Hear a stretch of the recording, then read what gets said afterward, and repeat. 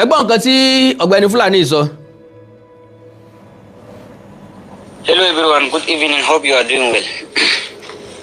Message to Sunday Igboho. Fight criminal. Message to Sunday Igboho. Fight criminal. Not Fulani. Fight criminal, not Fulani. Tó bá jẹ́ pé Fulani ni criminal yẹn, kí Igboho ọmọ wòran torí bó ti jẹ́ Fulani, kó má fight yẹ. It's okay. What you are doing, it is not the way to restore peace. Let me tell you the truth. Who is restoring peace? Kò sẹ́ni tí ń restore peace. Aláwọn afẹ̀míṣòfò àwọn ajínigbé kí wọ́n kú nílẹ̀ wa restore peace nígbà tá ìṣe peacemaker. Kí ló kàn wá pẹ̀lú peace? Gọ́ọ̀mẹ̀ntì ní peacemaker kan make peace now. Ìyẹn sì wá kàn wá. Sì wá ní pé ókè o, àwọn tí ń fẹ̀mí èèyàn ṣòfò, àwọn ajínigbé kí wọ́n kú nílẹ̀ wa. So Sunday Igboho sí fún kì í ṣe pé wá restore peace. Tó bá dẹ̀ fẹ́ restore peace, ó wá restore peace sílẹ̀ káàárọ̀ oòjíire ni. Kí jínigbé kó dà fi ẹ̀yìn, kí fẹ̀mí ṣòfò kó dà fi ẹ̀yìn, kí bandi kó dà fi ẹ̀yìn. We know your history and we know what you are doing before. We know your history and we know what you are doing before. We all have history and we were all doing something before. So ìwọ gan tó ń sọ̀rọ̀ yìí náà nísìn, ìwọ náà ń ṣe nǹkan kan tẹ́lẹ̀tẹ́lẹ̀. So you should not fight innocent Fulani, which is Igboho bá innocent Fulani jàre. Ntọ́sọ náà ni pé ẹ bá fẹ́ gbé pẹ̀lú akọ́mọbọ̀ nù gbòòrò ẹja kó ju oríra wa. peace-loving people and you are attacking them because Mélòó ni ó ti àtáàkì? Kọ́gbẹ́ni bá wa gbé jáde.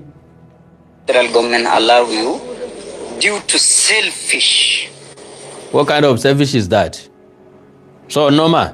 Injustice, but it is warning for you. If you continue doing what, the result will come like what is happening in Zamfara and Katsina. The result will be what is happening in Zamfara and Katsina. My brother, maybe you can watch me live and direct, or you can watch me later. Something that happened in Zamfara and Katsina can never happen in Yoruba land. Get that to your skull. Never happen here. We are not Zamfara people.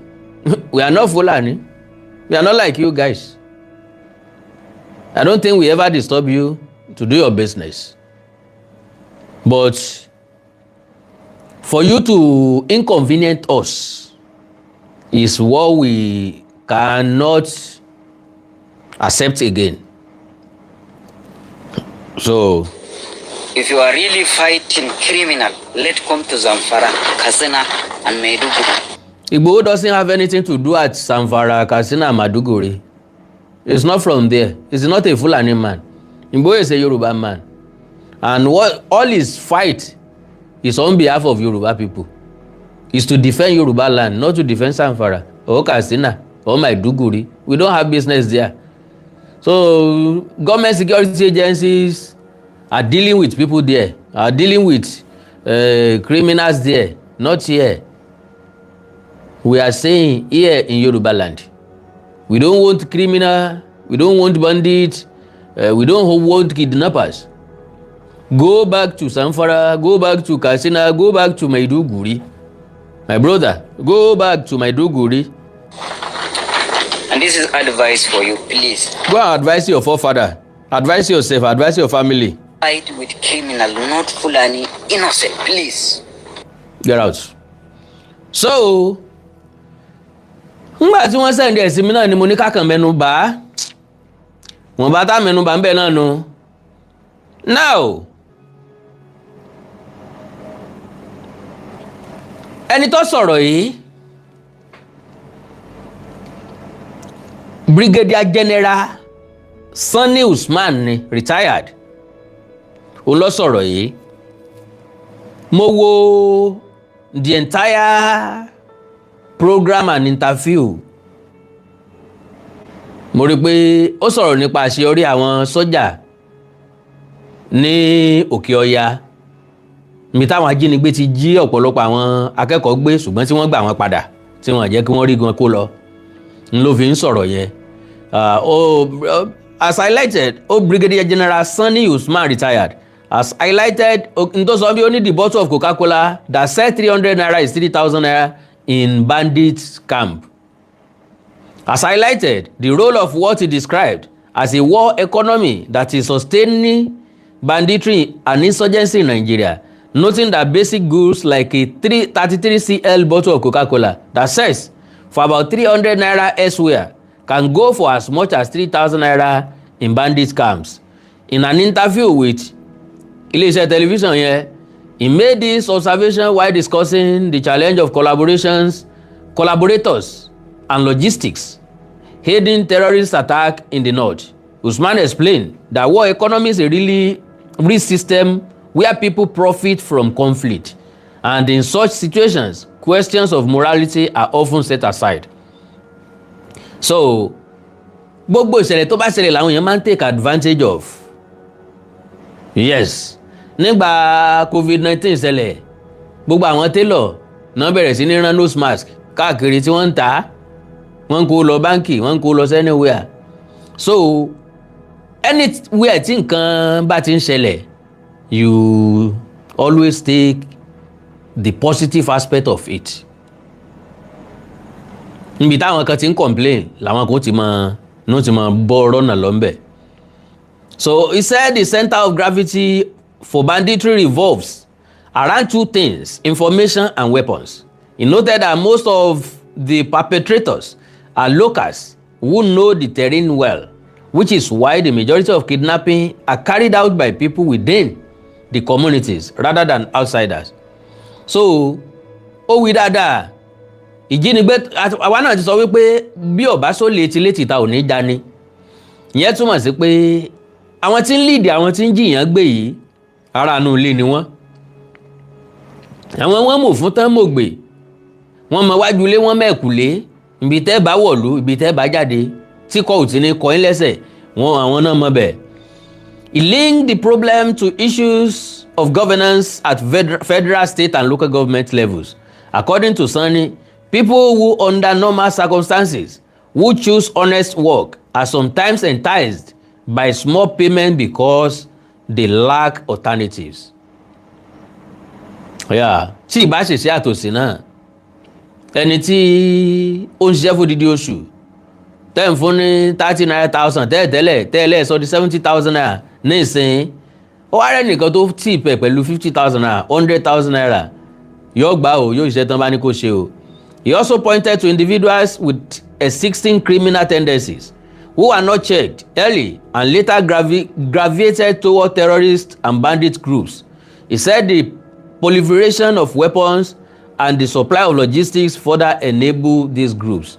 Because gbogbo àwọn tí wọ́n ràn wọ́n lọ́wọ́, tí wọ́n ń ta nǹkan ìjọ olóró fún wọn, tán bá wọn gẹ̀ẹ́tì ọta, tán bá wọn gbóúnjẹ wá, ká ní wọn ò ṣe é, ó ṣeé ṣe kí wọ́n ti dínkù dáadáa. Using the example of Coca-Cola, Usman said, the huge price difference in bandit camps shows how lucrative the supply chain has become. He said to those involved in supplying, the profit matters more than the impact in society, similar to what was seen with blood diamonds in Sierra Leone.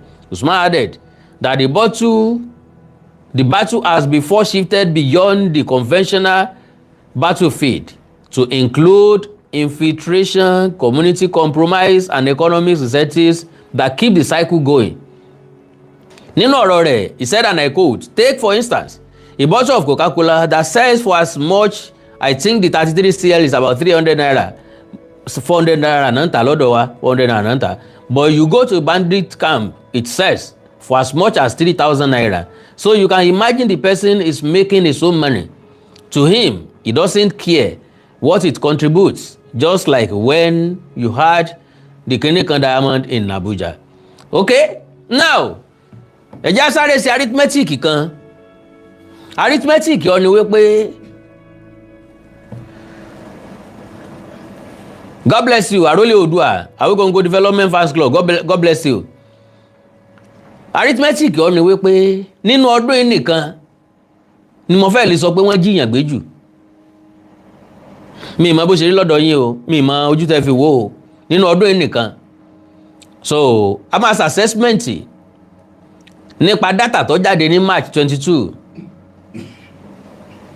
àti data tó jáde ní April 11 àti eléyìí tó jáde January to April 2026 àwọn ìpínlẹ̀ tán ti jiyàn gbé Borno wọ́n jiyàn 500 gbé, Zamfara 260, Kaduna 196, Kwara 176, Niger 57.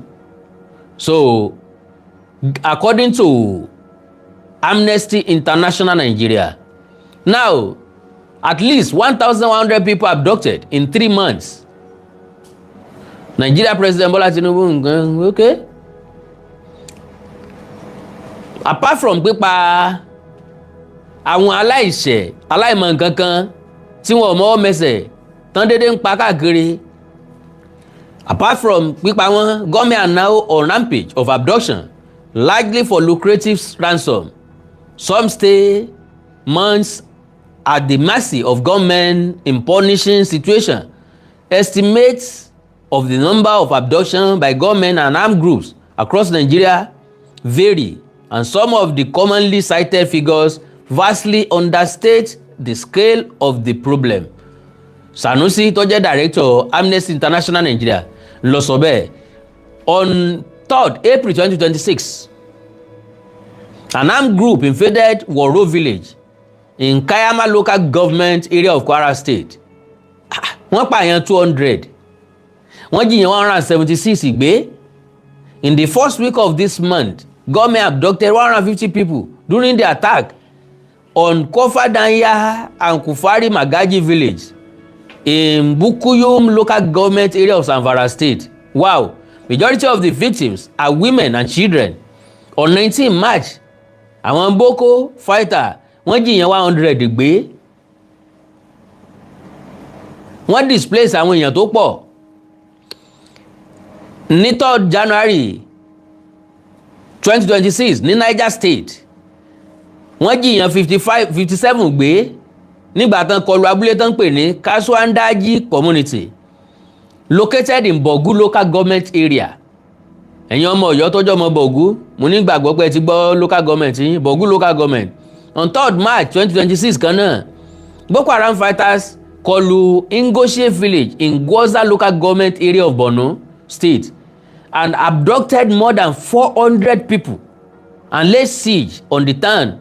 On 22nd March, 30 people were abducted by gunmen that attacked 3 churches in Kashia local government area of Kaduna State. Ẹ wo àdúrà èèyàn tán jí gbé. Ní March 30th, 18 passengers in commercial vehicle traveling from Abuja to Sokoto were abducted along Mayanchi in a part of Zamfara State. On 19 February 2026, 92 people were abducted by armed group in Zamfara State. A total of 42 people were abducted in Anka local government area, and another 50 were separately abducted in Safe local government area. Can you imagine that? On 18 January 2026, àwọn agbébọn rìn wọ́n kó àwọn èèyàn rẹpẹtẹ attacking 3 churches at Kumin Wali village in Kajuru local government area of Kaduna State. During morning worship service, at least 166 people ni wọ́n jí gbé ńbẹ̀. Okay o. Now, a resident of Woro community Kwara State told Amnesty International, and he said, and I quote, "They didn't just pààyàn, they stole our life away. They abducted 176 people, including my second wife and my 3 daughters. One of them is only 2 years old. I have seen the video they posted on social media. I heard my wife's voice. I saw my people. It has been almost 2 months now, and they are still in that forest. In almost all cases of these abductions, people were also pàdánù, homes and shops looted and razed. In some cases, families must dispose of everything they have to pay ransom, while villages often crowdfund to rescue their people. Those who could not pay are sometimes either disappeared or tortured more. What we are witnessing right now in the northern part of Nigeria is a crisis of abduction that increasingly endanger lives." All right, The possibility of fear of abduction is forcing thousands of children to abandon education. Nǹkan fẹ́ kó ṣẹlẹ̀ lókè ọ̀yà náà nù. Why underage girls are having their education terminated and forced into marriage as a means of avoiding abduction at school. Wow. This is a devastating blow to years of effort to boost enrollment in schools in the educationally disadvantaged part of northern Nigeria. Ńgbà táwọn ọmọ tó yẹ kó lọ léèwé tí wọ́n bá wò wípé báwọn ò bá sí lábẹ́ ààbò kankan lè wá já wọn gbé káwọn òkú máa lọ lé ọkọ àwọn ọmọ dáàbò bò àwọn eléyìí lágbára dé ọmọ kéékèèké. All right. Some incidents of abduction in remote communities are rarely reported. The Nigerian authorities are grossly failing in their constitutional and international human rights obligation to protect lives. Bẹ́ẹ̀ bá dẹ̀ béèrè lọ́wọ́ wọn, wọ́n sọ pé àwọn ń gbìyànjú. Wọ́n sọ pé àdé àwọn ń làágùn. Ìyá rẹ̀ ló ní ọ̀já rí pé ó ń làágùn. All right. He said this, and I quote, "This failure by the authorities to promote and ensure the security and safety of the population constitutes a serious breach of their human rights obligation, including under the Nigeria Constitution and the African Charter of Human Rights and People Rights, to which Nigeria is a stake party." They play, my fans. À ń sọ̀rọ̀ lálùdẹ̀ ń sọ tí lálùpọ̀n. Ṣé gọ́ọ̀mẹ̀ntì nìkan ló máa rẹ́yìn ìjínigbé àti ìfẹ̀míṣòfò yìí àbí gbogbo wa? All right. Blood, tears, death. 34 states record 137 cases of terror kidnap attacks in 4 weeks. Take up ẹ̀yin náà lẹ́rù. Láàrin ìpínlẹ̀ mẹ́rìndínlógójì, ìpínlẹ̀ mẹ́rìnlélọ́gbọ̀n, ìní ìṣẹ̀lẹ̀ ìjínigbé ìṣekú oró pààyàn ti wáyé lórílẹ̀‐èdè Nàìjíríà. Bẹ́ẹ̀ bá lọ wo máàpù lórí social media, níbi tí ìfẹ̀mí èèyàn ṣòfò ti wáyé, ẹ máa rí i pé ẹ̀jẹ̀ ni wọ́n fi sáwọn ìpínlẹ̀ kan lọ. All right, ẹja sáré wò ó. Nigerians' deepening security crisis came into stark focus over the past 4 weeks, with no fewer than 137 terror and kidnapping incidents recorded across 34 states and the Federal Capital Territory, underscoring the widening reach of violence across the country.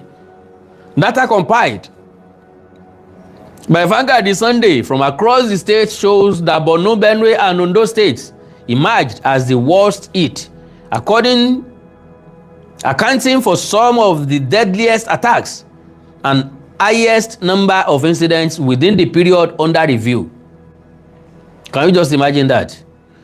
From coordinated insurgent assaults in the northeast to mass Nipa in the north central and the surge in kidnapping in southwest, the pattern reflects a crisis that is no longer confined to any one region.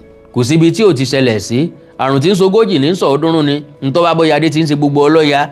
According findings, only Nasarawa and Jigawa states recorded no incidents during the period, offering a rare contrast in an otherwise widespread wave of violence.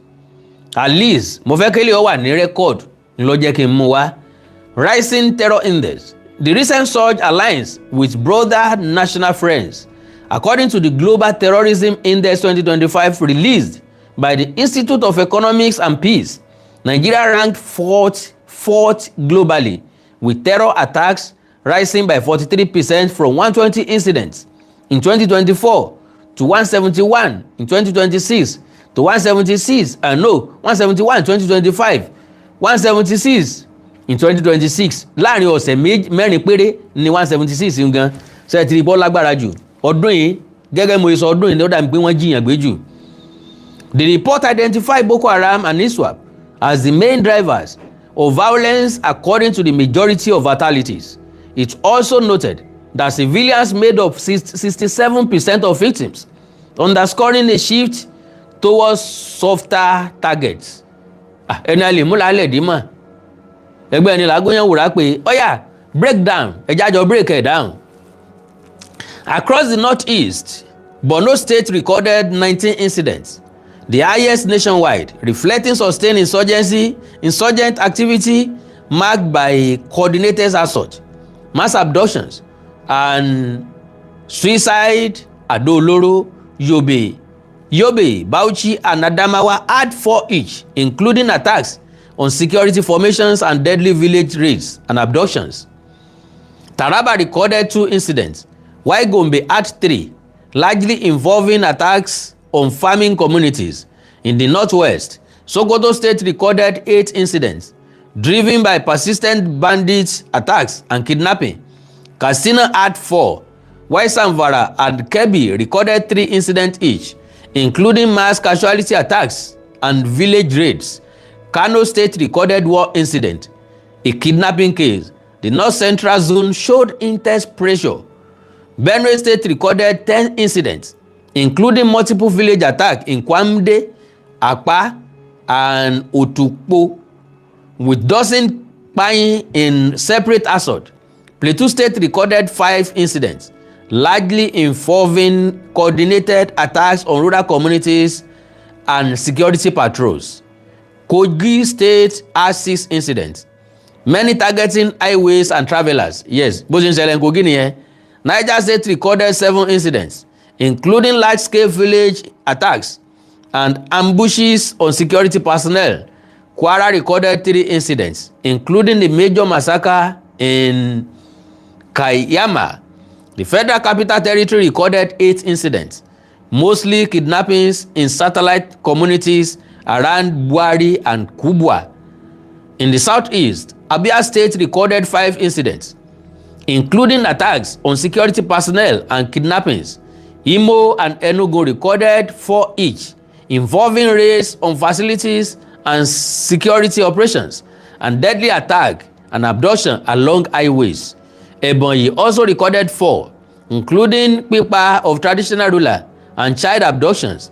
Anambra recorded 3 incidents, largely involving armed confrontations and attempted kidnapping.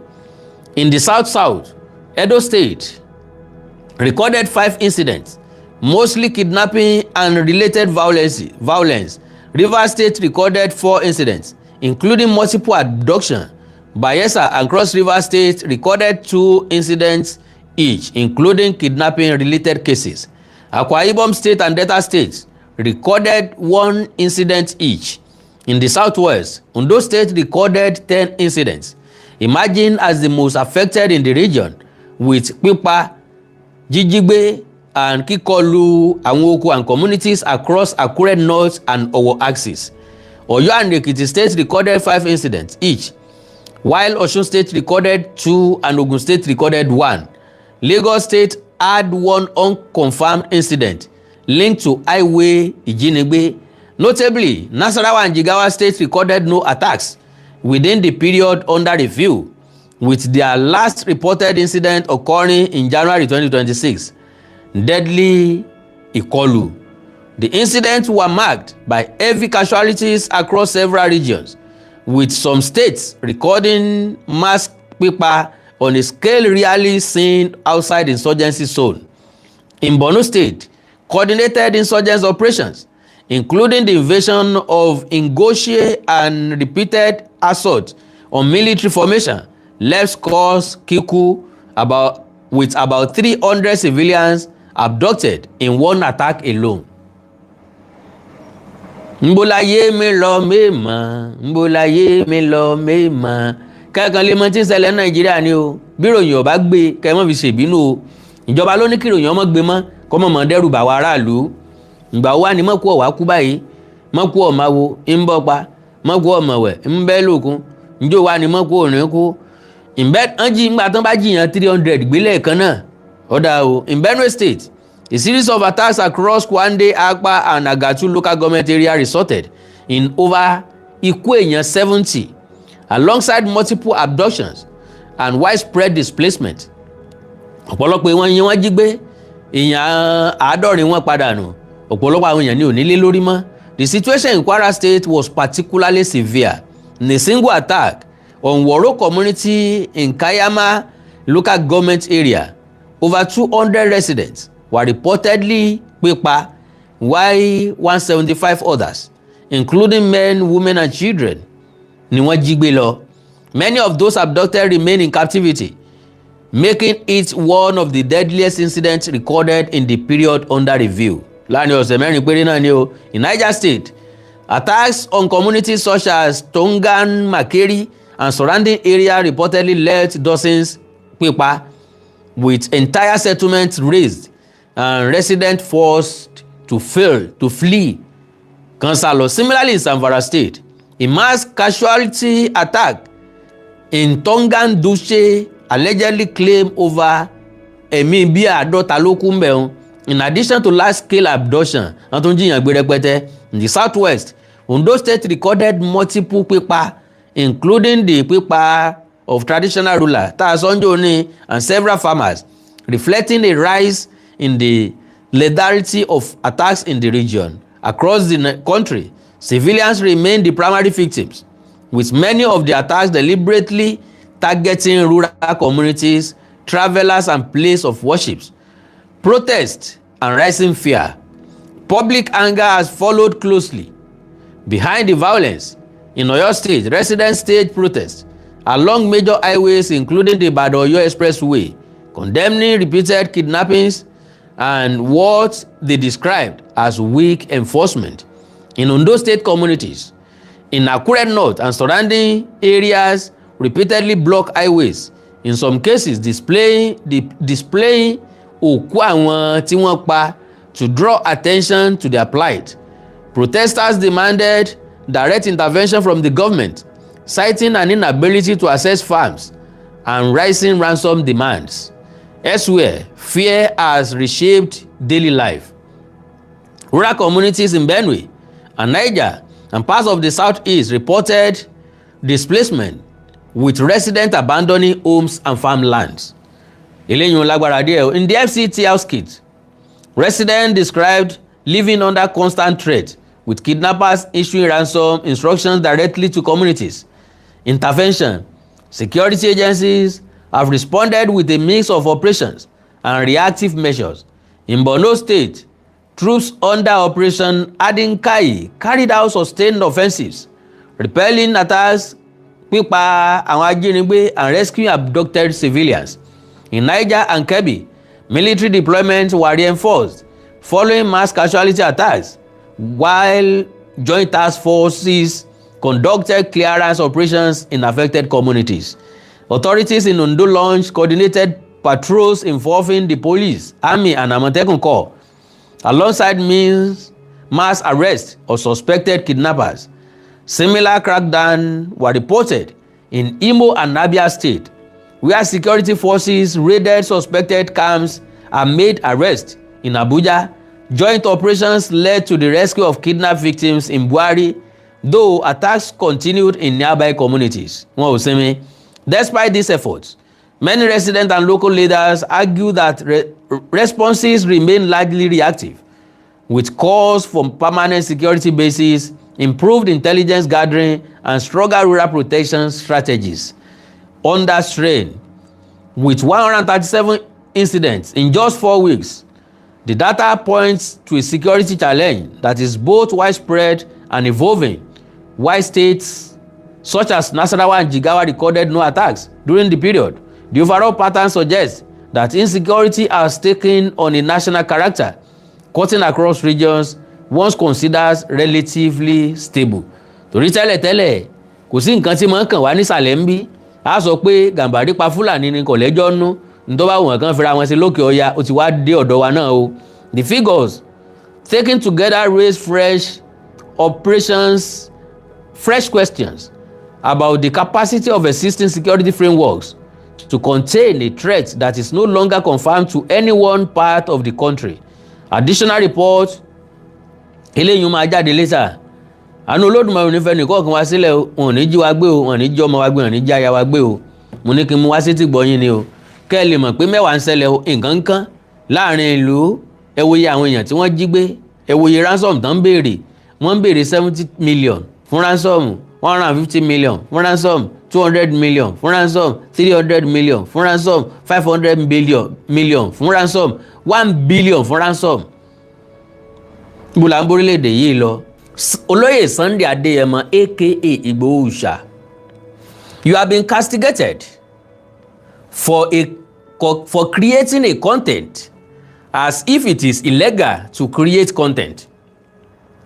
Because àwọn èèyàn kan sọ pé content creator ni Igboho. Àwọn tó bí àwọn lẹ́tà yìí lélẹ́yìí. Let me assure you that every ojúlówó ọmọ káàárọ̀ oòjíire are enjoying your content. Honestly, we are enjoying it. Torí pé àríṣe láríkà, àríkà ń bàbá rẹ̀ gan. It inspires others to do likewise. I feel you need to hear it from some of us who have been privileged to interact with you these last few years, that your people appreciate your efforts and the person you are becoming. May history remember you for good. You can be assured of one thing: with what you have done and keep doing so far, that no one can accuse you that wọ́n fi ẹ́ joyè àwòdì síbẹ̀síbẹ̀ ò gbé adìẹ. You remind me of the saying that abínibí yàtọ̀ fún ability. There is always going to be the difference between gold and the copper. Àlá tí ń fi oko ọ̀lẹ hàn. May Elédùmarè continue to uphold and guide your path. Jagunjagun yàtọ̀ sí janujanu. Jagunjagun yàtọ̀ sí janujanu. Lóògùn ọ̀fẹ́ o. Ọmọ òrìṣàrà yìí bí Ògúndàmọ́lá. Ṣàngó bí yóò Gèdèǹgbé agbógungbòrò of Ìjẹ̀ṣà land. Ẹni tó kọ ìyẹn nu. Okay, ìkan wá látọ̀dọ̀ àwọn Yorùbá Nation Global Directorate. So ìyẹn gangan ló gbé mi wá pàṣẹ. Mo kàn fìyẹn sí adjournment ni bí àṣà àwọn ìyá wa. Òní ni 18 July 2026. Òní náà ni wọ́n send ẹ̀ sí mi. Now, láti Yorùbá Nation Global Directorate, òmìnira àti ìfọkànsìn ló wà lára logo wọn. 18 July 2026, Dear Chief Sunday Adisa Adeyemo, nísàlẹ̀ bracket Igboho Òòṣà.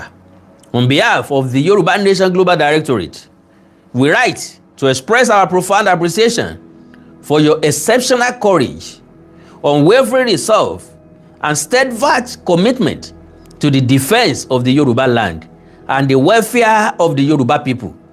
Your courageous actions, inspired by a deep love for our ancestral homeland, have rekindled hope and confidence among Yoruba sons and daughters, both at home and throughout the diaspora.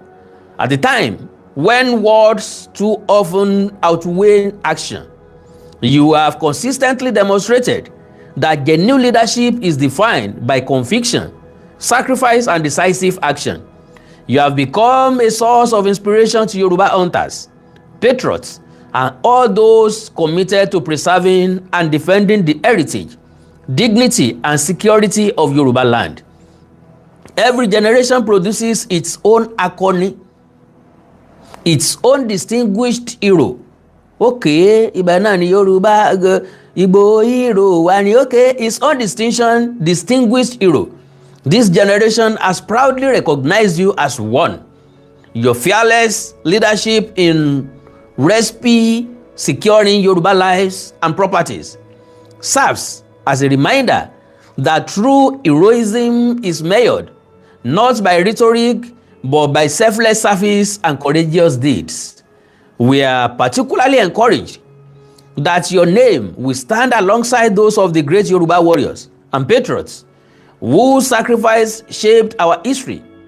Figures such as Balogun Oderinlo, renowned for his role during the Yoruba Fulani conflicts of the 19th century, Ogedengbe Agbogungboro, the celebrated commander of the Ekiti Parapọ̀ and Yoruba allied forces, and many other illustrious sons of Yoruba land, whose legacies continue to be honored through our history, monuments, and oral traditions, exemplify the enduring spirit of Yoruba courage and resilience. What distinguishes you even further is your refusal to indulge in the politics of pointing accusing fingers. Rather than castigating our referred Kabiyesi, our political leaders, or indeed the Yoruba people in this highly perilous time, you have consistently chosen the more demanding part of constructive engagement. The cooperation and the authority of the Nigeria federal government of Nigeria legitimized your actions, your willingness to work alongside our traditional institutions, political leadership, and the Yoruba people, while remaining accountable to those you serve, demonstrates uncommon maturity, courage, and statesmanship. It is this approach that makes you one of the most courageous and exemplary leaders of our generation. You are no ológun ríkúsá. You are ọmọ akin tí kò sójo, ọmọ ọkọ tó jẹ́ ogun fún ọmọ àlè.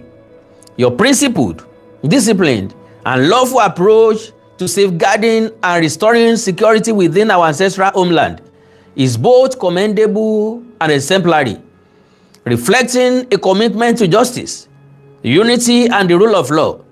In recognition of your exemplary leadership and distinguished service to the Yoruba nation, it is our humble opinion that your statue shall one day stand across Yoruba land as a memorial and message to our youths and unborn generations.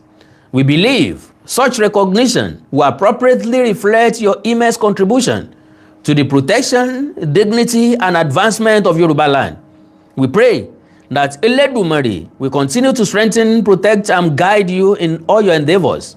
May Eledumare grant you free wisdom, sound health, divine favor, and enduring success in the noble cause to which you have dedicated yourself. Please accept our sincere gratitude for your selfless service, sacrifice, and unwavering dedication to the Yoruba nation. Yours faithfully, Jagun Olatayo Ogedengbe Agbogungboro, Secretariat, for and on behalf of the Yoruba Nation Global Directorate. Wọ́n fi contact wọn bẹ̀. Tó mo mọ̀ wípé ẹni tó sẹ̀ndí ẹ̀ sí mi mọ̀ wípé wọ́n jẹ́ iṣẹ́ wọn láì fọ̀tápè, láì fi tọ̀tẹ̀ sí, láì rántí ọ̀rọ̀ àná, kálí rẹ́nìkan àbá ṣeré. So ìdí náà nu tèmi náà ò fi rí nírí pé mo tó tán mo mọ̀ tán tàbí èmi mo tó báyìí mo dà báyìí bí kì í bá sórí ọ̀fẹ́ àtọ́lá Ọlọ́run. So iṣẹ́ Yoruba Nation Global Directorate nù o. Now, having said that, fídíò kan jà rìnrìn lórí ìtàkùn ayélujára. Arábìnrin kan oníbẹ̀lẹ́nu bíi tẹyẹ báyìí, olórí burúkú àtòkò wá balẹ̀jẹ́ ọmọ ìrankíran kan báyìí. Bẹ́ẹ̀mi ṣe rí mo mọ̀ pé kò lè lọ́kọ ńlé àkọ́kọ́ nu, kò lè lásọrí lórí ìkọ́ ẹlẹ́ẹ̀kejì nu. Ẹlẹ́ẹ̀kẹta wá ni pé ẹ̀ńbà tí rí ó ti mọ̀ páyé rẹ̀ ti bàjẹ́. Irú wọn là á pè lẹ́ni títí ẹ̀ ti jóná, kò ní kò ná mọ̀ ti wá.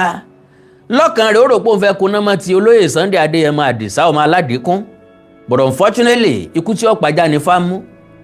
Ńgbà wọn ni ó lọ mẹ́kùn wá láàyè kó wá fi borí. Because jẹ́jẹ́ Ìgbòho ni Ìgbòho ń ṣe tiẹ̀. Ẹni ara kan ní jíjú awo. Ẹni tí bá wọn ní ìyá mi á ní bí wọ́n bá fọ̀lẹ́ lọ tàbí tí wọ́n bá pè ọ́ lọ́mọ àlè jẹ́wọ́ ọmọ ọkọ. To the best of my understanding, gbogbo àwọn tí wọ́n jánu yìí bó bá jẹ́ pé lóòótọ́ wọn lágbára kí wọ́n ń sònú gbó. Ẹjá gbọ́rọ̀ lẹ́nu wúmà yìí. Ọ̀pọ̀lọpọ̀ àwọn èèyàn ló ti sẹ́ndì ẹ̀ sí mi bí ọjọ́ bíi mélòó kan sẹ́yìn. Wọ́n lọ yẹ kó lóye Sunday Adéyẹmọ Ìgbòho sù ẹ̀ sí kóòtù torí àwọn ọ̀rọ̀ tó sọ jáde ń bẹ̀. Mo wá ní Ìgbòho ká gbogbo àwọn nǹkan bẹ́ẹ̀ yẹn sí. Ìgbòho máa rí nírí pé oúnjẹnu ara ẹ̀ ń yà ni. Lóòótọ́ a lè ráwọn ẹgbẹ́ ajìjàǹgbara tó yẹ kó take up. Ǹṣe pé ká dúró de Ìgbòho nìkan.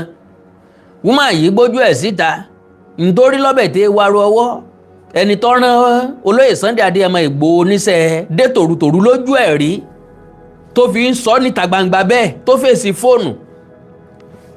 Excuse me, tó fèsì fóònù tó lanu pọ̀ngàlà bí ajágbẹran lẹ́bu tó jẹ́ pé ìdọ̀tí ní jáde lẹ́nu ẹ̀ kì í sọ̀rọ̀. Because bóun náà ṣe wáyé nìsín ó náà máa láwọn ọmọ àwọn ọmọ rẹ̀ sì ń wòran báyìí ayé rẹ̀ sì ń polúkúrú musu báyìí ṣé táwọn ọmọ ẹ̀ náà bá gbọ́ nǹkan tó ń sọ síta kò lè lọ́kọ ńlé tó bá lọ́kọ yóò kọ́kọ́ béèrè lọ́wọ́ ọkọ ẹ̀ ṣé wọ́n ní wá ṣe nǹkan kan báyìí ṣé kí n ṣe bó lórí burúkú ẹ̀ ṣe wà nísìnyí ẹnìkan kan lè déédéé gbé fóònù sí iwájú tàbí ara wọn náà ni ó sì lè já wọn tí wọ́n fún ní 5,000 naira pé kóró ń rò fọ́ ní ọjọ́ mọ nǹkan tí ń sọ mọ́ ẹjá gbọ́rọ̀ burúkú lẹ́nu ẹyẹ kẹ́ má bàa rò pé àjọ òun làwí kókó dá adẹ́n tí ń bùyàn báyìí àtọ́jú ẹ̀ pamọ́ ni. gbàtẹ́mi mọ Sunday Igboho nílùú Ìbàdàn assassin ni o. ṣé ń gbọ́ ìgbà tó mọ Sunday Igboho nílùú Ìbàdàn ajachin ni o ẹ̀ ń gbọ́rọ̀ burúkú lẹ́nu ẹyẹ tó bá wà establish kò tí ì sí ń tọ́ pọ̀ jù ń bẹ̀. fún lówó kó lọ pààyàn ni. wọ́n máa ń fún lówó pé kó lọ pààyàn ni ẹ mọ̀ bá nóòtì ẹ̀ o ó yẹ kó ṣàlàyé àwọn tó ń fún Ìgbòho lówó kó lọ bá pààyàn àwọn èèyàn tí wọ́n ti pa lójú ẹ̀ ó yẹ kó ṣí ní sísẹ̀ntẹ̀lé fún wa. Ọlọ́run lọ sóko òun lọ ṣiṣẹ́ kan for 5 hours nǹkan kò fẹ́ lọ síbẹ̀ kò lọ síbi ọ̀dọ̀ àwọn bandits o ẹgbẹ̀gbẹ́ oko tó wà ní Ìbàdàn níbi àdúgbò ẹ̀ ibẹ̀ ló lọ o. ẹ máa gbọ́ lórí burúkú ó ní Ìgbòho ò lọ sínú oko kò lọ sínú igbó ẹgbẹ̀gbẹ́ oko tó wà ní Ìbàdàn ńlọ everybody mọ̀ oyún inú mọ̀ àṣẹ ẹ̀dín mọ̀ ẹnìkan kò lè ṣẹ̀ṣẹ̀ sọ pé báyìí ni Ìgbòho ṣe rìn ní tí ń bí èmi nù ni pé kí ló bí gbogbo eléyìí loyalty sí Ìbà Gani Adam náà ni èmi ò rò pé Gani Adam lọ́rùn ilé iṣẹ́ mi ò lè ever establish ẹ̀ bẹ́ẹ̀ pé Gani Adam lọ́rùn iṣẹ́ lọ́kàn wọn bìlì pa wọn ń gbèjà Gani Adams. kódà gan-an níbi tí mo rí dé ọmọ Fulani kan jẹ́ kó yẹ pé tó bá ti bí dáa ó máa fún ní owó mọ́tò tí ò bá lówó mọ́tò ó máa bọ̀ wá bá wọn àwọn ò ní pa àwọn máa ná lálùkì ni pé olórí burúkú ni ó fẹ́ lu jáwáyà ni Sunday Igboho lè ṣiṣẹ́ kankan ẹ̀bùrọ̀ lẹ́ o orúkọ mi ni Kẹ́hìndé Díyàolú mo jẹ́. ó lóun jẹ́ Kẹ́hìndé Díyàolú o ẹ máa bá nóòtì ẹ o. ìyá Oòduà Abúlé-Ẹ̀gbá. wọ́n jẹ́ ìyá Oòduà Abúlé-Ẹ̀gbá kò tún lè dábúlé Ẹ̀gbá gan gbé dáadáa Abúlé-Ẹ̀gbá. Ìgbà Gani Adams. Abúlé-Ẹ̀gbá Ìgbà Gani Adams ok bó bá jẹ́ ìyá Oòduà wọ́n jẹ́ àwọn ọmọ gbé gẹ́gẹ́ bí abiyamọ tó pe rẹ̀ níyà Oòduà èyí ṣe bọ́nú gbó kó o lu agbára tẹ́ ẹ ní láti lọ́ọ́ fi gba àwọn ọmọ yẹn padà tàbí láti ẹ̀ fi gbìyànjú díẹ̀ kí ló dé tó jẹ́ pábúlé Ẹ̀gbá ló ti ń panu tókítókí kí ló ṣẹlẹ̀ lábúlé Ẹ̀gbá kò sí gbó lábúlé Ẹ̀gbá. so gbogbo awuyewuye tó ń lọ lọ́tún tó ń lọ lọ́sì àbẹ̀ bá wọn dá sí tẹ́lẹ̀. awuyewuye kí ni ń lọ lọ́tún tí ń lọ lọ́sì. ó dàbí ẹni pé ti Sunday Igboho yẹn ó ti ń pọ̀ jù.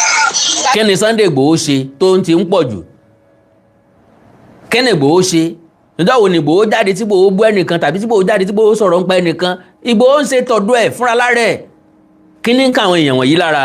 mímọ Sunday Igboho nílùú Ìbàdàn assassin ni o wọ́n máa fún lówó kó lọ pààyàn ni ìgbà tó lọ lọ sóko ó lọ ṣiṣẹ́ kan for 5 hours nǹkan kò fẹ́ lọ síbẹ̀ kò lọ síbi ọ̀dọ̀ àwọn bandits o ẹgbẹ̀gbẹ́ oko tó wà ní Ìbàdàn níbi àdúgbò ẹ̀ ibẹ̀ ló lọ o kódà gan-an níbi tí mo rí dé ọmọ Fulani kan jẹ́ kó yẹ pé tó bá ti bí dáa ó máa fún ní owó mọ́tò tí ò bá lówó mọ́tò ó máa bọ̀ wá bá wọn àwọn ò ní pa àwọn máa ná lálùkì ni pé olórí burúkú ni ó fẹ́ lu jáwáyà ni Sunday Igboho lè ṣiṣẹ́ kankan ó náà fẹ́ ní followers nǹkan tó ń ṣe Ìbà Gani Adams Oòduà bàbá tiwa ni jagunjagun ni wọ́n ń ṣe illiterate.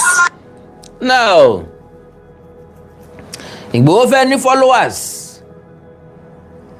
point of correction Igboho ní followers tẹ́lẹ̀tẹ́lẹ̀ Ìbà Gani Adam bàbá tí ń ní jagunjagun ni wọ́n ṣùgbọ́n wọ́n kó lé ń jọ ogun dé jagunjagun ni wọ́n bọ́ta àrí wọn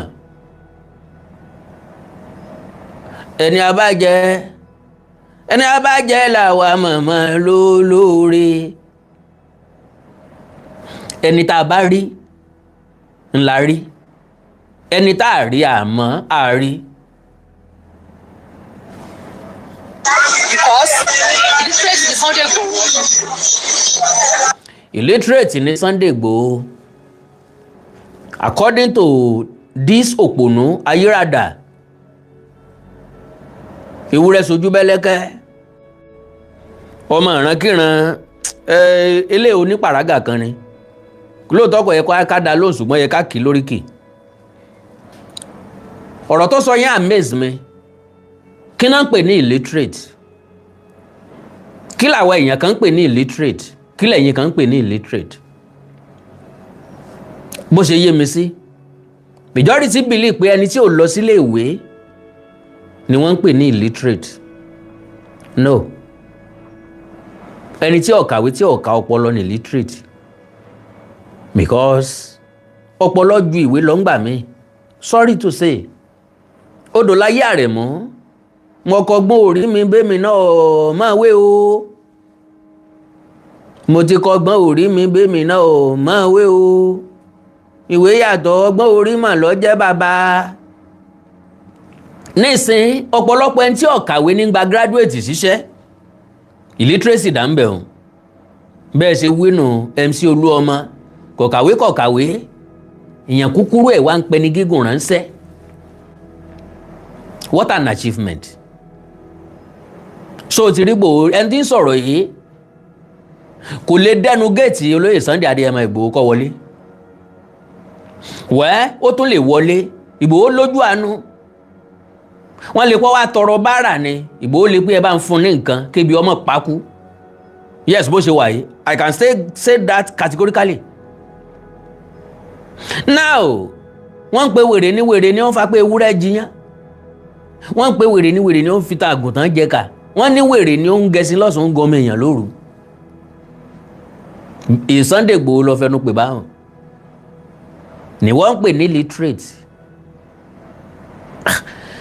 kò kàn bá dandan kéèyàn gba certificate jáde ní school ẹni tí ń pe Sunday Igboho ní literate kí ló ń gan kò lè dá Gani Adam pé igba Gani Adam kò lè dá abúlé Ẹ̀gbá pé kọ́dánmọ́rán abúlé Ẹ̀gbá láìsí kọ̀ǹdọ́kítọ̀ abúlé Ẹ̀gbá Àwórì U-turn abúlé Ẹ̀gbá Àwórì U-turn abúlé Ẹ̀gbá Àwórì U-turn bí èèyàn bá ń sáré pé àwọn tá a ṣe kọ̀ǹdọ́rì la lè mọ́ so kí ló lè prompt woman yìí láti jáde ok now ńgbà tó bá sọ pé Sunday Igboho illiterate ni tó bá kàwé ní tí Igboho achieve láyé kò lè achieve ẹ̀ with due respect sí ẹ̀gbọ́n mi olóyè Sunday Adéyẹmọ Ìgbòho tí Ìgbòho bá kàwé tó bá jẹ́ graduate kò lè ní tó ní yìí torí tó bá jẹ́ graduate ní tí ó wà lọ́kàn ẹ̀ ní bó ṣe fẹ́ ṣiṣẹ́ ń bank bí ó ṣe ṣiṣẹ́ ń company bí ó ṣe ṣiṣẹ́ ń factory kò sì lè ní tó ní.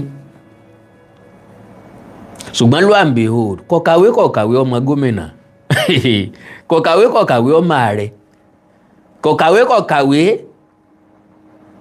ọmọ inspector general police ọmọ gómìnà tó pọ̀ ọmọ àwọn èèyàn ńláńlá tó pọ̀ kò sì kàwé ẹ wá béèrè lọ́wọ́ òpónú pé kí láǹfààní ìwé kíkà gan-an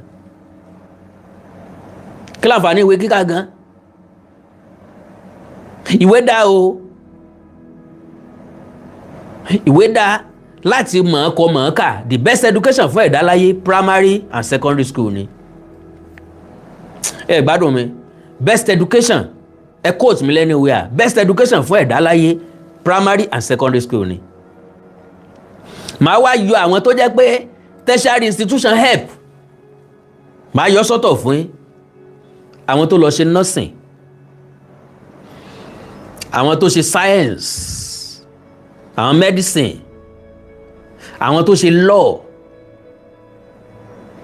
àtàwọn kọ̀ọ̀kan bẹ́ẹ̀ tó jẹ́ pé number 1 kọ́ọ̀sì wọn ọdún 6 ọdún 7 ni 2 wọn ò kí manage cut off mark láti wọlé ìwé admission wọn máa ń wà strict àwọn yẹn ló ń kẹ́kọ̀ọ́ ní school sorry o àwọn tó kù ń kẹ́kọ̀ọ́ ẹ má sì mí gbọ́ o ṣùgbọ́n tá à ń kọ́ ní higher institution kò wúlò fúnlé ayé wa mọ́ yàtọ̀ sáwọn tí mo sọ yẹ àtàwọn kọ̀ọ̀kan bẹ́ẹ̀ reason ni pé education Nigeria ó dìgbà táwọn tó wà ní ìgbọ̀nù ètò ẹ̀kọ́ tí wọ́n bá ṣàtúnṣe sí ní higher institution ẹ má jẹ́ kí akẹ́kọ̀ọ́ ṣe ju kọ́ọ̀sì méjì lọ ní kọ́ọ̀sì kan kọ́ má ṣe ju subject méjì lọ a lọ ń jẹ́ kákẹ́kọ̀ọ́ ṣe 16 subjects 12 subjects 15 subjects ni ò jẹ́ kí àwọn expert ó jáde because kò rọrùn fún ọ láti kàwé 10 afẹ́sẹ̀ exam nísìn àwa fẹ́ ṣe 10 subjects within a course láti ka ìwé 10 subject 10 ó máa fẹ́ dorí èèyàn rú n ló fi jẹ́ pé ọ̀pọ̀lọpọ̀ ń dọ́gbọ́n sí nílé ìwé ni ní ó jẹ́ kán lè fojú sí nǹkan tán kọ́ ní ó jẹ́ kán lè fọkàn sí ní ó jẹ́ kí wọ́n mọ̀ ń lọ jẹ́ pé certificate nìkan wọ́n ń gbé dání. So now mo wà amazed ngbà tí mo gbọ́rọ̀ tí MC Olúọmọ sọ.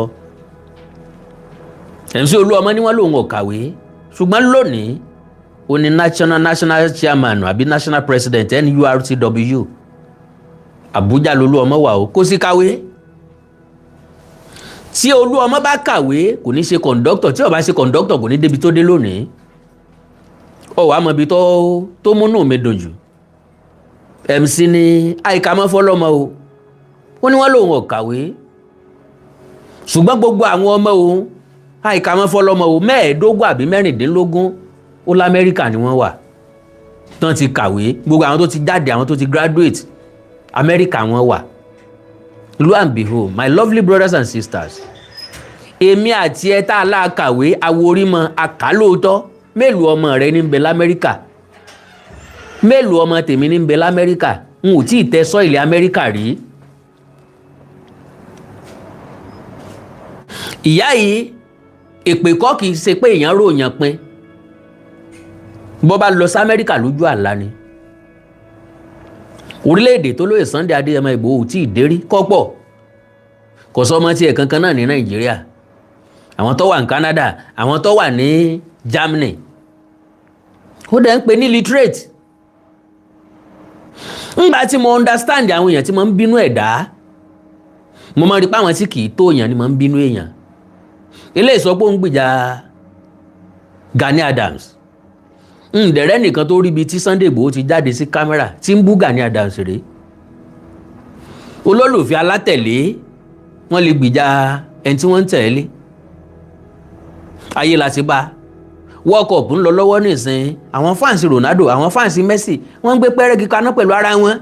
Messi ọmọ mẹ́ni kankan rí Ronaldo ọmọ dẹ́ni kankan mọ́. Ńgbà tí n bá ń jà nítorí Messi tọ́jẹ́ pé gbànàgbànà lolúwa rẹ̀ fi jù lọ àbí Ronaldo tọ́jẹ́ pé gbànàgbànà lolúwa rẹ̀ fi jù lọ. Ṣùgbọ́n tó yẹ jẹ́ pé téèyàn bá achieve 5% nínú tán achieve láyé òun tó ń ti ráyé wá ṣé ní mọ̀ bá wọn jà ló nítorí ẹ̀. Gani Adams tẹ̀sùn kún nítorí ẹ̀. Gani Adams ti ráyé wá already, ó ti ráyé gbé already, ó ti ráyé lò already. Èèyàn bá sunkún kó forí gúnlẹ̀ Gani Adams ti wálé ayé ó ti achieve. Olóyè Sunday Adéyẹmọ Ìgbòho tẹ́ fẹ́ para yín nítorí ẹ̀. Ntí ó jẹ tí ó mu ntí ó nà tí ó lò tí ó ìdàgbà tí èdògbò ó ti wà ńlẹ̀ ìlànà ẹ̀ ti wà ńlẹ̀ fọ́mọ Adéyẹmọ. Wọ́n tẹ́ fẹ́ para yín lé lórí. Ojú ọ̀run fẹ̀ ó tẹ́ yẹ́fò láì fara gúnra wọn. Kálukú wa lè ṣe tó bá wù ú lásìkò tó wù ú tẹ́nìkan kò ní dí ẹnìkan kan lọ́wọ́. Òwe fún òwò lọ́rùn.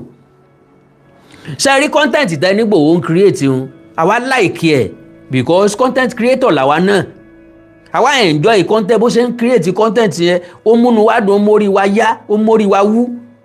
Àwa náà fẹ́ dàbí tiẹ̀ yóò wá ká especially me ìmọ̀ ń wù mí gbé ẹni pé kán sọ fún mi tán bá ń lọ kémi náà tẹ̀lé wọn kájọ lọ create content ń bẹ̀. So ẹni tó bá tó náà bá dẹ̀ ní grace láti create content ẹjọ́ create ẹ̀. Kálukú wa ló ní fóònù tó lè face ẹ̀, kálukú wa ló lè gbé fóònù lábúrò àtàbọ̀ mi ẹ̀kan lọ́wọ́ ẹ máa rìkọ́ọ̀dù mi mò ń create content náà nìyẹn. Kìkìdá olórí burúkú gbogbo. Gbogbo ẹnu tó ń jà yẹn ẹnu lásán ló ń jà nítorí pé kó lè bàa di followers ó lè bàa máa fi owó kó máa gbowó sáfù ara ẹ̀ ni. Tẹ̀wọ́ èèlò náà ti gbà lọ́wọ́ ọ̀ràn babaláwo kú babẹ̀ báyìí nìsín owó kí nìgbò ń gbà owó ta nìgbò ti sunkún owó dé. Èèlò nìgbò ti wá béèrè èèlò nìgbò ti béèrè lọ́wọ́ babańlá kú babẹ̀. Owó kí náà fẹ́ gbà because kò yé mi tí ẹ̀ mọ̀ túmọ̀ ẹ̀ rárá mi mọ̀ tó jẹ́ tó dé tí lára ìfipọ̀ tó bẹ́ẹ̀. Bẹ́ẹ̀ sì ni ó gbọ́dọ̀ wá bẹ́ẹ̀. ẹni tí ó bá ti lógo ni kì í lógun ẹni bá ti lógo ogun gbọ́dọ̀ wà so mọ bí tán ti ṣèpàdé tán ti kóra wọn jọ o. Sunday Igboho kò lè ṣe nǹkan kan ẹlẹ́nu ni bọ̀ tó ń ṣe mẹ́wàá ó ń ṣe mẹ́wàá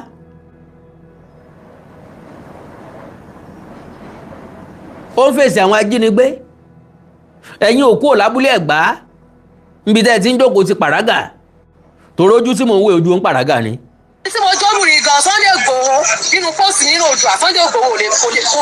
póòsì wèrè wo póòsì kí ni póòsì wèrè ní Oòduà wo kí láǹfààní Oòduà kí láǹfààní orógbó wọn apá kọ̀ láwẹ́ but everywhere láti ń gbúrò àwọn hunter everywhere láti ń gbúrò vigilante everywhere láti ń gbúrò àmọ̀tẹ́kùn àgbúrò PC níbì kankan kọ̀ wá nípò rẹ̀ lóòdùà ní Oòduà kí ni àǹfààní Oòduà kí láǹfààní orógbó yín apá kọ̀ láwẹ́ ajẹ́lẹ́nu okòrò ewé ẹ̀ ò ṣe é pọ́nkọ igi ẹ̀ ò ṣe é dáná atúní àfi bọ òòṣà tán tún fi ń bọ ó tún jó òòṣà líle. fèsì mi láti bá mi fà á ṣèbí bá tí wọ́n wá gbé nígbà kan nílé. ọ̀ǹgbọ́n mẹ́ran ó ní bò ó lè fèsì kó bò ń fà á ó sọ̀rọ̀ ọmọ Fúlàní kan lẹ́ẹ̀kan kẹ́ ń sọ pé àwọn máa fún lówó mọ́tò sanlé sanwó epo Ìgbòho ṣá that is number one. Secondly ọmọ kékeré lọ́gbọ́rọ́ tó sọ̀rọ̀ àwọn tó jẹ́ bàbá ẹ̀ ó ti kì í lọ péjọ eré ikú kí ló ń ṣe eré mọ́dé kí ló ń ṣe ìjọ tó táwọn bá tún rí pé ó tún ṣerú ẹ̀ ọ jẹ sánná bàbí ìyà ó ti panu ẹ̀mọ́ látijọ́ náà o bẹ́ẹ̀ bá kí ọmọ mọ́lẹ̀ rẹ̀ sí ọ sọ pé content ló ń ṣe òun lè dúró dègbò kò lè dúró dájá Ìgbòho lásán what are you talking about. táwọn bọ́lá táwọn wá rajà ní ilé ẹ̀ kó ṣe dàrẹ́tì ìbọn bó ṣe máa ń dàrẹ́tì. ẹ kó sì lọ bàbá yín náà kí bàbá yín náà ó pè é now akẹ́ndọ̀dà kó tó di pé máa kó lórí program yìí jàre so gbogbo ẹ̀yin èèyàn tí ń sẹ̀ǹdì ẹ̀ sí mi tó ń sọ pé ká sọ̀rọ̀ nípa ẹ̀ kí wàá lẹ́rù pa fẹ́ sọ ń pa eléyìí mi rò pé Ìgbòho ráàyè gbogbo nọ́sẹ̀nsì láti mọ̀ pé irú eléyìí lẹ́jọ́ ń bo lọ́jẹun kù sí bí Ìgbòho bá pè lẹ́jọ́ Ìgbòho náà ni ó tún gba lọ́ọ̀yà fún bó ṣe wáyé o lo àǹbẹ̀ o because àwọn tán jọ ń ṣe OPC wọ́n sá fún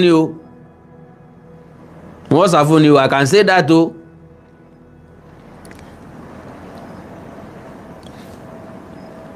kí mo ní wọ́n ṣe